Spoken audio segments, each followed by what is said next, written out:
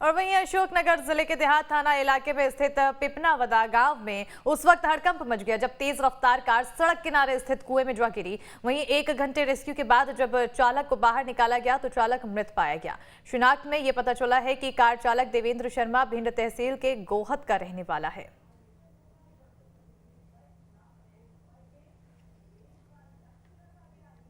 और उज्जैन के प्रसिद्ध तीर्थ नारायण धाम और उज्जैन मार्ग के बीच नाले में एक कार बह गई है।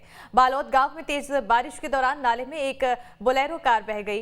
गनीमत रही कि कार में सवार लोग कार से उतर गए थे और नाले के आसपास लोगों को रोकने के लिए कोई प्रशासनिक व्यवस्था नहीं थी। बारिश के बाद इस तरह के हादसों में लगातार इजाफा हो रहा है और ऐसे में किसी तरह की कोई व्यवस्था भी दिखाई नहीं दे रही है।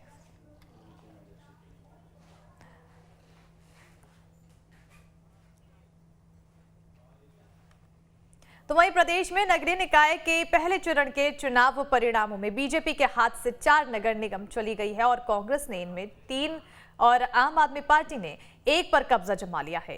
इस हार के पीछे की वजह समझने के लिए ये पूरी रिपोर्ट देखिए।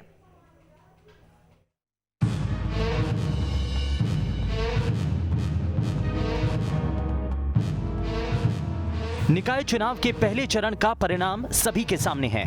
भले ही बीजेपी ने इस निकाय चुनाव में ज्यादा जीत अर्जित की हो, लेकिन कहीं ना कहीं बीजेपी को एक बड़ा झटका भी लगा है, क्योंकि बीजेपी के हाथ से 4 नगर निगम फिसल गए हैं। इनमें से 3 पर कांग्रेस ने तो 1 पर आम आदमी पार्टी ने कब्जा कर लिया है।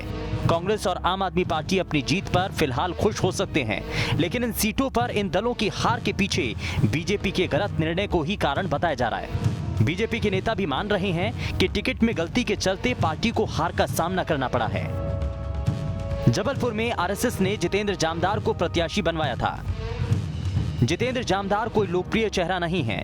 ग्वालियर में सुमन शर्मा को प्रत्याशी बनाया गया। सुमन शर्मा को ग्वालियर के ही लोग नहीं जानते। छिंदवाड़ा में अनंत ध्रुवे भी आरएसएस के प्रत्याशी थे। ध्रुवे नगर निगम से नौकरी छोड़कर चुनाव लड़े, जो बीजेपी को भारी पड़ा। सिंगरौली में सामान्य सीट से ओबीसी वर्ग के चंद्र प्रताप विश्वकर्मा ने चुनाव लड़ा। चंद्र प्रताप विश्वकर्मा के चुनाव लड़ने से नाराजगी पैदा हो गई थी। कई फैक्टर होते हैं, अंदरूनी कलह तो कहीं भी नहीं है। कुछ उम्मीदवारों के चयन में भी होता है, कुछ पार्षदों के चयन से भी होता है, ये भी है। बाकी शहरी यदि महापौर के जो पद हैं, यदि 2-3 पद लूज किए हैं 2-3 शहरों में, उसको कंपेंसेट किया है हमारी नगर पालिकाओं ने। हालांकि कांग्रेस का कहना है कि पूर्व मुख्यमंत्री कमलनाथ के प्रभाव के कारण कांग्रेस ने चुनाव जीता है।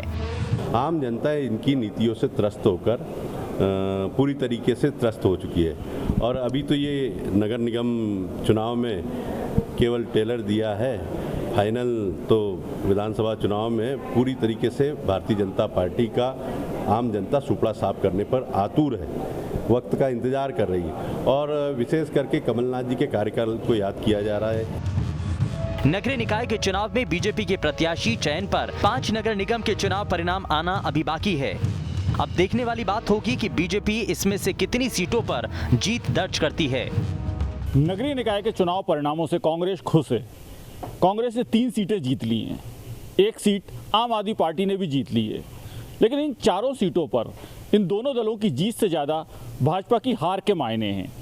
भाजपा का प्रत्याशी चयन इन सीटों पर ठीक नहीं माना जा रहा है। जबलपुर, ग्वालियर और सिंगरौली, इनमें तो शुरू दिन से ही कहा जा रहा था कि भाजपा के प्रत्याशी अच्छे नहीं हैं और ये पार्टी को कहीं ना कहीं नुकसान पहुंचा सकता है।